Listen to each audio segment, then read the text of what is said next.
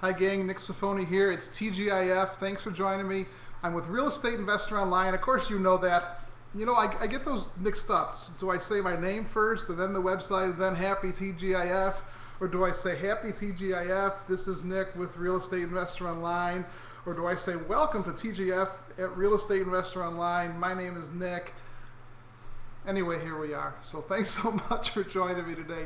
This is one of our continuing educational series about bird dogs, but it's kind of turned into a series more than bird dogs. These last couple of videos have turned into just a series about how to find deals. So, and this isn't just for bird dogs anymore, although I'm leaning it towards bird dogs. It's how, if you're investing in any niche, you're looking for houses in any manner, these several videos here are going to help you. So our initial video was about how to become a bird dog, how to find investors that you can work with, people that'll pay you to bring them leads. And then last week we talked about how to find deals manually, like what's called driving for dollars, how to tell everybody you know that you're looking for houses, how to network with the right people that are likely to bring you leads, that type of thing. This week we're talking about signs, ads, and mailings. And then next week we're going to talk about the internet. You know, 10 years ago, 12 years ago, the internet was around, but people weren't using it as much to generate business in real estate as we do now. So the three predominant ways, and the ways that everybody taught, was either use ads, signs, or mailings, or a combination of the three. And that's what everybody did. And also, you know, so many people, they want to do everything online because it's easier and it's cheaper. Ads, mailings, and signs are still a wonderful way to find leads, and there's not as much competition as there is online. I mean, if you go to Craigslist and go to the services section, you find a lot of people that say we buy houses, right? Drive to the corner of a busy intersection, you're probably not going to see any signs, so you might be the only one there. So take heed, as they say. So we're talking about signs and mailings and ads. First, we're going to talk about signs. And when I talk about signs, for the most part, I'm referring to bandit signs, the little chloroplast. I'm not going to try to spell it, but they're chloroplast signs that we stick them in the ground or put them on posts. It's a type of plastic, and you want to use the chloroplast. You really don't want to make them, you know, some people say, well, just go buy some poster board and make it. But the poster board, it's more trouble than it's worth. If it's windy, it rips.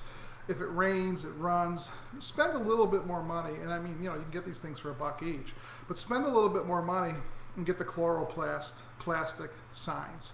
There's a couple different sizes. We like the bigger ones much over the smaller ones. Most people use either white or yellow. You could have them printed with your message. We tend to just buy them blank and then hand write our message on them. That way we can use the same signs for buying, for selling, for whatever we want. So we just have better luck buying the blank ones. A great place to get them online is called Fellers, like a good old feller. F-E-L-L-E-R-S, fellers.com. It's a sign materials and stuff company. And you have to buy it by the case, but we find it's the absolute cheapest place to find these things. But you can also buy them, just Google bandit signs. And you know, it's bandit, B-A-N-D-I-T, but a lot of cities don't allow them, so they say, oh, we banned it. But check with your municipal, the city you live in, and see if they allow them. Chances are, if you see a lot of signs around town, your area is cool, and you can put them up. If it's an area that doesn't like them, doesn't allow them, either don't do the signs, because sometimes they'll give you a fine. I've never been fined. I've had the city call us and say, hey, you can't put those signs up anymore, and we say, oh, okay, sorry. I've never been fined, but your results may vary. Most places it's fine. So if it's a place that you can't put them up Friday night, take them down Sunday night, because the guys that go out and collect them usually work Monday through Friday. So there's a few options. But bandit signs work really well. Typically, you're just going to put on there, we buy houses. If you could fit it, if you're using the bigger signs, you can put we buy houses, any area, price range, or condition. Put your contact info, be it your phone number or a website, if you have a website. The least you put on these, the better, because it stands out more. I've seen some guys write so much stuff on signs, you almost got to park your car and go back and look at it to see what the thing says. Keep the letters big and nice and clear. Put them at corners where there's a lot of traffic. In other words, I've literally seen these things on the side of a highway where there's no stopping. So you're driving by at 60 miles an hour. Honey, did you see that sign? I couldn't read it. Let's go back. It's not going to happen, right? So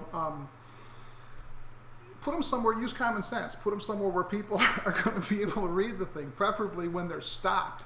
So if they want to write down the number, they're not trying to write down your phone number and drive at the same time. You can make them, you could have them printed. Like I said, we print them, but just use common sense when you're putting them up. If you're sticking them in the ground, stake them up. Like if there's a post, like a stop sign or stop light or something, try to stake it. Like if the post is my arm, put the stake right in front of it in the ground, so if it's windy, it doesn't blow it down. It'll just blow up against the post, and your signs will last a little bit longer. And that's really it for bandit signs. I mean, I can go into a lot of detail on exactly what kind of corners, but really just busy corners. Corners where there's a lot of traffic, where there's a lot of exposure, where people are stopped, and make your signs readable and legible. People who need to sell a house, if all you put on there is "we buy houses," I guarantee you're going to get phone calls. Because remember, 10 years ago, these are the only three, pretty much the only three methods that people use. So let's talk about mailings a little bit. When I talk about mailings, I'm talking about either postcards or letters. You could have a postcards made, "we buy houses," any area, price range, or condition. Obviously, if you're going to use a postcard or a letter, you could afford to put some more information in there. You could write a little bit about your company if you want, but don't make it about you. Make it about them. Make it about the things you're going to do to help them. If you're part of one of our programs, we have sample postcards or sample letters that you could get from our forum as well. So a popular letter is called the yellow letter campaigns, is when you just get a regular yellow legal pad, and this is so popular. It's used by so many investors in so many places, really because it works so well. You get a yellow letter, yellow legal pad, and you just write a simple message on there. "Hi, my name is Nick. My wife and I are looking for a property in your area. I'd like to see if you'd sell the house at whatever address. Please call me. Here's my phone number." Fold that yellow letter up, stick it in a plain envelope, handwrite. You always want to handwrite the address. You always want to handwrite the return address, and use a real stamp.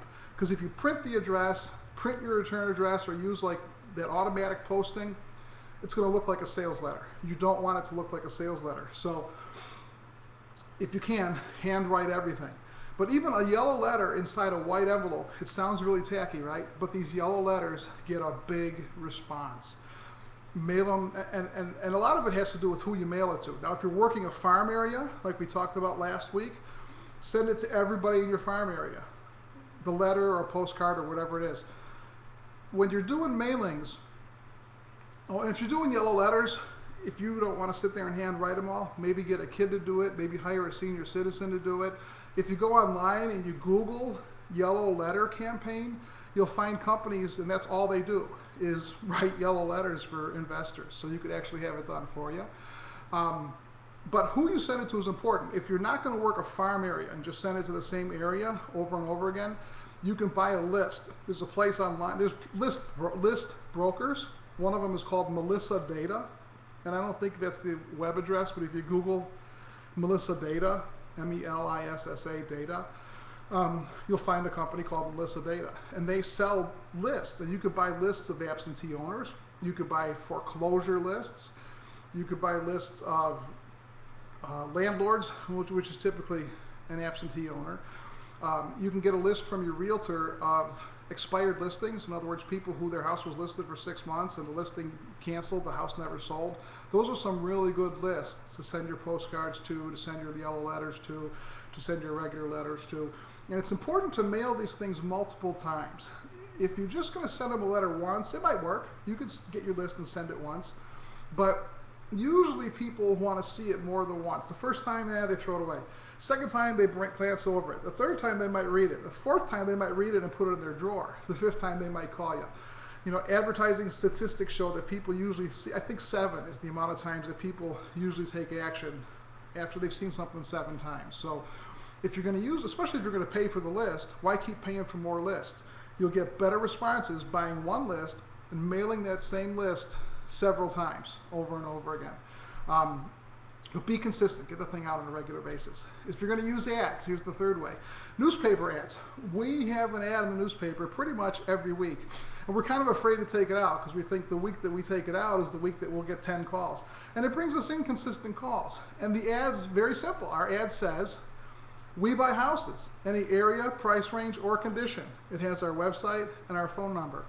It's not real creative, but it works, right? We buy houses, any area, price range, or condition. Now you can get fancy, and if you're a member of one of our programs, we have sample ads in our member site, and more fancy things and things that sound better and look better. But here's some things to spruce your ad up. Bullets. They're called bullet points, and it could be a dot, it could be a couple stars. You want your ad to stick out on the page. If you could put a border around your ad, put a border around the ad. If you could pay for some extra white space above or below, it makes your ad pop. It makes your ad stand out. So do whatever you can to get your ad to stand out. But mainly, it's repetition. Like just with the letters, if someone's selling a house, they might read your ad one day in the newspaper and just glance over it. Next time they might read it a little more closely. The next time they might read it and circle it. The next time they might read it, circle it, then tear it out. Then the next time they might call. So whatever of these things you do it with consistency, but more important, do something. These work for bird dogs, they work for other investors, but just make sure that you're consistent, consistent, consistent. Next week's TGIF, we're going to talk about the internet. We're going to talk about ways to find deals online, which is the easiest and the least expensive, but there's more competition and more people doing it because they're least expensive and easy. Sometimes the easiest ways don't work. But they work, don't get me wrong. We use the internet every day. We're posting on the internet for leads and for selling houses and buying houses and everything. So next week we'll talk about the internet. If you're not a member yet, go to www.rei-tv.com, real estate investing-tv. REI-TV.com, and you'll get a free membership. You'll get notices when we have special events. Whenever we post a new video, which is likely every Friday, we'll send you an email telling you about it. You'll get notices of stuff. I'll let you know when things are going on in the industry. And you'll also get, just for checking out the site, you're going to get a couple, I think they're 2 or 3 hour and a half long training videos that teach you how to talk to sellers or something like that. I don't remember what's there, but it's some really good stuff. So go to www.rei-tv.com for some good freebies and to become a free member. If you want to take it to the next level, I'm going to say the next level. It's the cheapest mastermind I've ever seen online, but you can join our real estate mastermind group. We meet live online 3 times a month, get to know other investors, get me there to answer your questions and give you help. I bring in special guests. Well, just go, it's at realestateinvestoronline.com/MMind, M-M-I-N-D, realestateinvestoronline.com/MMIND, and join us. We have a lot of fun. We have a lot of learning, a lot of education. I introduce you to some people. You'll meet other investors who you could partner with, who could fund your deals, etc., etc., etc. This is Nick. Like I said, next week we talk about the internet. Check out rei-tv.com and realestateinvestoronline.com/MMind. Signing off. Have a great week. I usually say now go make an offer, but instead I'm going to say go hang an ad, post a sign, or write a letter or something like that. Have a fantastic week, and we'll see you next time.